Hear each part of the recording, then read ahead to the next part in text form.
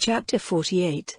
Now after these things, word came to Joseph that his father was ill, and he took with him his sons Manasseh and Ephraim. And when they said to Jacob, "Your son Joseph is coming to see you," then Israel, getting all his strength together, had himself lifted up in his bed.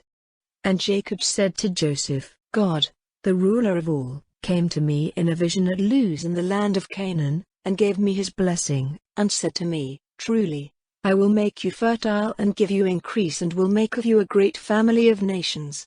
And I will give this land to your seed after you to be their heritage forever. And now your 2 sons who came to birth in Egypt before I came to you here, are mine. Ephraim and Manasseh will be mine, in the same way as Reuben and Simeon are. And any other offspring which you have after them, will be yours, and will be named after their brothers in their heritage. And as for me, when I came from Paddan, death overtook Rachel on the way, when we were still some distance from Ephrat, and I put her to rest there on the road to Ephrat, which is Bethlehem. Then Israel, looking at Joseph's sons, said, Who are these? And Joseph said to his father, They are my sons, whom God has given me in this land. And he said, Let them come near me, and I will give them a blessing. Now because Israel was old, his eyes were no longer clear, and he was not able to see. So he made them come near to him, and he gave them a kiss, folding them in his arms.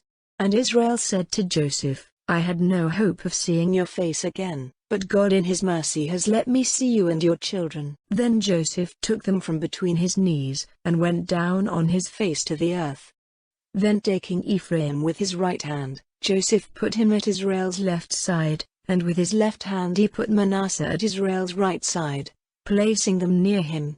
And Israel, stretching out his right hand, put it on the head of Ephraim, the younger, and his left hand on the head of Manasseh, crossing his hands on purpose, for Manasseh was the older. And he gave Joseph a blessing, saying, May the God to whom my fathers, Abraham and Isaac, gave worship, the God who has taken care of me all my life till this day, the angel who has been my Savior from all evil, send his blessing on these children, and let my name and the name of my fathers, Abraham and Isaac, be given to them, and let them become a great nation in the earth.